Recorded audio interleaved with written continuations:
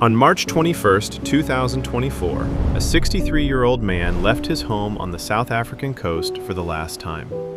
The next morning, he was supposed to walk into a police station in Pretoria and turn himself in. He never made it. 7 years earlier, this same man ran one of the largest retail empires on the planet. Furniture stores in France, discount chains in Britain, mattress stores across the United States. Over 12,000 stores, 130,000 employees, a company worth more than $20 billion. And almost none of it was real. This is the story of Markus Jooste and how he built the biggest accounting fraud in African history, one fake transaction at a time, until the lie got so big it swallowed him whole. To understand how big this lie got, you have to go back to where it started. Not with Jooste, with a small furniture wholesaler in Germany founded in 1964 by a man named Bruno Steinhoff. Buy cheap furniture from factories behind the Iron Curtain, East Germany, Poland, Hungary, and sell it in the West for a profit. Nothing glamorous at all.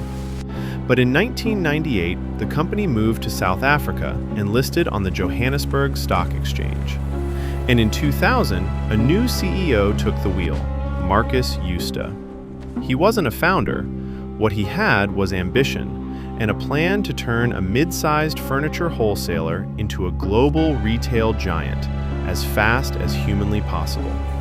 And for over a decade, it worked spectacularly. 2011, Steinhoff buys Conforama, one of Europe's largest furniture retailers, for well over €1 billion. 2014, Steinhoff swallows Pepcor in a deal worth $5.7 billion, making Christo Wiese, one of Africa's richest men, its largest shareholder.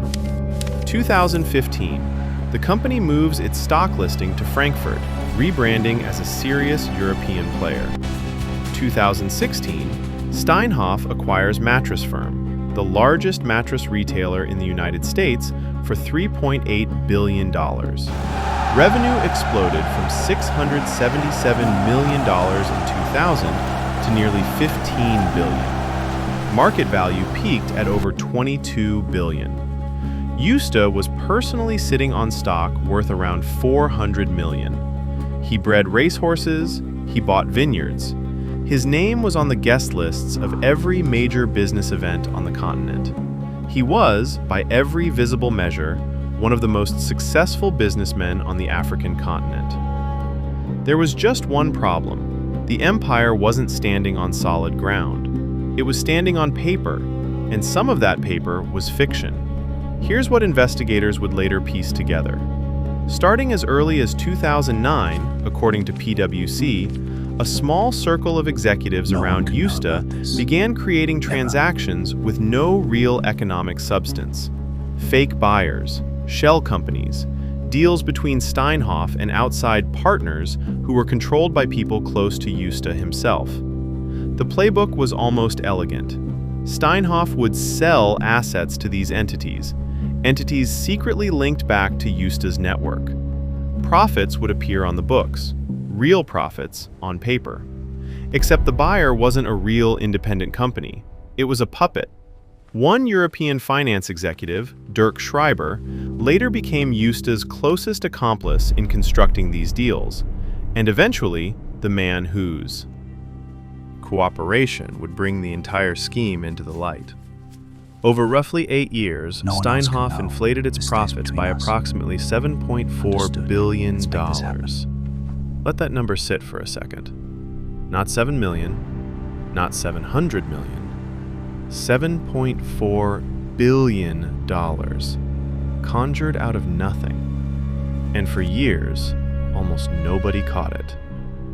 So how does a lie that big survive for nearly a decade? Partly because Steinhoff was enormous. Dozens of brands across 30 countries, making its books a nightmare to untangle. Partly because Jooste ran the company like a fortress of personal loyalty. His board functioned less like independent oversight and more like a club of friendship and trust. People who asked hard questions didn't last long. But cracks were forming. A falling out with a former business partner put outside pressure on the company. European regulators started sniffing around. And finally, in late 2017, auditors at Deloitte refused to sign off on the numbers. They demanded a full forensic investigation. For Jooste, that was the beginning of the end. The auditors had finally drawn a line. Before we get into how this empire collapsed, if you're new to this channel, this is Insolvent, and this is exactly what we do. Real corporate collapses, real fraud, real consequences. Hit subscribe and drop a comment below. Do you think Jooste knew the walls were closing in? Or did he really believe he could keep this going forever? Let's get back into it. December 4th, 2017. Steinhoff quietly announces it will delay releasing its audited annual results. Red flag number 1. December 5th. Markus Jooste resigns as CEO, effective immediately. The board confirms the company is aware of accounting irregularities requiring further investigation. Red flag number 2, and the one that broke everything open. The market's reaction was immediate and brutal. Steinhoff's share price collapsed, down more than 85% within days. A stock that traded above 51 Rand was worth 4.50 Rand within weeks. In 7 trading days, the Johannesburg Stock Exchange lost roughly $24 billion in value, equivalent to 8% of South Africa's entire GDP.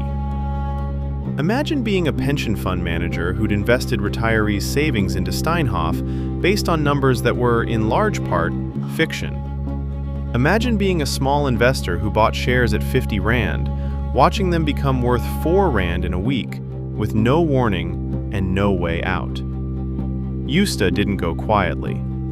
In the days after his resignation, he privately reached out to 2 executives who'd helped build the fraudulent European deals, trying to coordinate their story before investigators could get to them.